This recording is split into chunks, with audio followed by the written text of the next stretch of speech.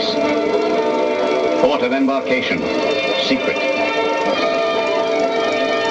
Transports, secret.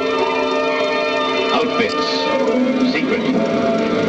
Destination, secret now, but Japs and Nazis will soon remember it forever. Manpower, the strength and courage of a nation's fighting men. Firepower, the wallop they pack with weapons and explosives. Firepower tried and tested in ordnance proving grounds. Planned and supervised by ordnance officers in the 25 Army and Navy arsenals and thousands of privately operated plants, where 1 million workers produce over 2,000 complete items. Items innovated, developed by long and careful research, and perfected by ordnance men with technical experts and specialists. In Washington are the headquarters of the departments entrusted with these prime essential war jobs, Army and Naval Ordnance. Army's Chief of Ordnance, Major General Levin H. Campbell, who is responsible to Lieutenant General Breon B. Somerville, Chief of the Services of Supply, and Undersecretary of War Robert P. Patterson. Rear Admiral W.H.P. Blandy, Navy's Chief of the Bureau of Ordnance, Undersecretary of the Navy James V. Forrestal. Few realize the immensity of Ordnance's job. This battleship requires well over 10,000 pounds of firepower for one broadside. In the Coral Sea and at Midway, the Japs lost 4 aircraft carriers with all their planes, 3 cruisers, 4 destroyers. 3 battleships and numerous cruisers and destroyers were severely damaged. It took almost 240,000 pounds of bombs and torpedoes. This mechanized division requires 1,200,000 pounds of firepower for one day's fighting. To possess superior firepower means survival and victory. To lack it means ultimate defeat. Somewhere over the mountains of Yugoslavia, airborne supplies dropped in canisters attached to parachutes. Chetmen, men who are sworn to death before surrender.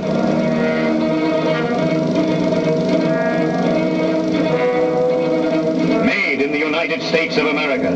Because of these deliveries, 20,000 square miles of Yugoslavia still remain unconquered. The other 76,000 square miles are occupied by German and Italian troops.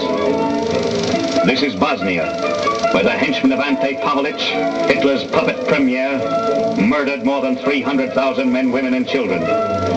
Countless families have been driven from their homes and now wander and starve and die along these picturesque roads. No one dances in Yugoslavia today unless the ghosts dance in the ruins of the marketplaces.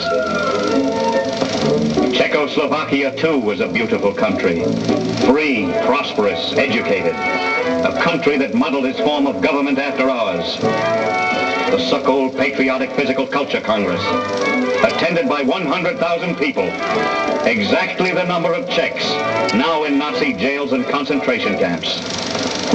Forbidden to carry guns, Czechs are also forbidden to call upon God to protect them. To shrines like this, they now climb to pray in secret.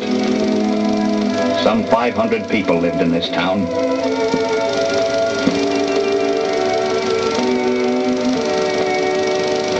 To the glory that was Greece, the proud memory of its ancient culture, has come a new glory now. The hopeless, gallant stand its poorly armed soldiers made against Axis armies. Constitution Square in Athens. When the Greeks were free, this was a park. The Nazis have made it a cemetery.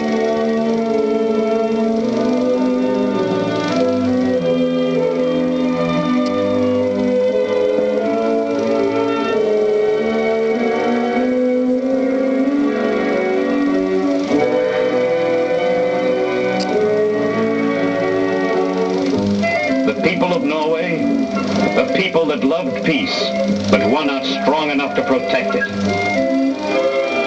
Many in these scenes are now corpses. In Poland, over 1 million men have perished of starvation, disease, hanging, shooting, the gas chamber. That is the fate of a nation when it loses its weapons, when its people are defenseless, incapable of firepower. But Poland fights on from its headquarters in London. All the occupied nations fight on. And American labor is giving them the firepower to fight with. In Connecticut, Americans with Polish names are creating firepower for our own Army and Navy so that America will never know the anguish of occupation. And firepower, too, for the 200,000 Poles in exile fighting with Britain and Russia. From our government arsenals, bombs for ourselves and for the 3,000 Polish aviators flying with the RAF. 1/4 of the German planes shot down in the Battle of Britain were attributed to them. Americans of Czech extraction produce shells in Ohio. Firepower for the thousands of Czechs fighting and dying on the battlefields of Russia. Americans with Greek names forge gun barrels in Illinois. Refine copper in Utah. Copper for rotating bands. Firepower for the 2 brigades of Greeks serving in the Middle East. Firepower for the strong Greek naval units. Shipmates with the Royal Navy. The cruiser, 3 destroyers, 3 torpedo boats. The American sons of Norwegian pioneers, they are lumberjacks in Washington. Wood fabricators in Maine. Paper for powder containers, for primer linings. Firepower for the hundreds of young Norwegians. Ray Hersey, Huddle Steel in Pennsylvania. Mine Coal in West Virginia. Good Americans of German and Italian lineage, producing firepower to drive the dictators from the countries their forefathers once called home. We have much to do for others, more to do for ourselves. Men and women called Smith, Jones, and Brown. Men and women who work with skill and care and ask themselves these constant questions. Would I put this gun into my own son's hand, into my sweetheart's hand, into my brother's?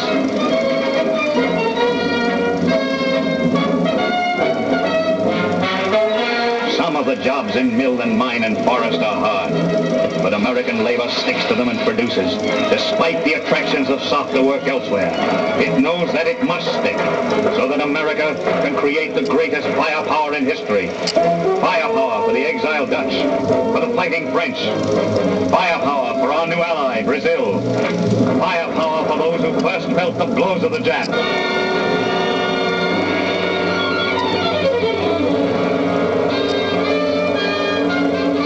The soldiers of Chiang Kai-shek.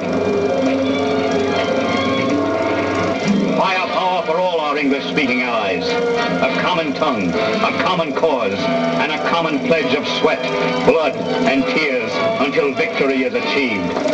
Firepower for the people and fighting men of Soviet Russia, who have killed and captured more Germans than all the other United Nations put together. And beyond and above all this, firepower for our own American soldiers and sailors and Marines and flyers, leaving the ports of embarkation to all the far-flung battlefronts. With them they carry the weapons American labor and American industry have given them to fight for freedom. The firepower to win this war. The firepower to win the peace. The firepower to smash the fascists now and forever. The firepower to set the rising sun.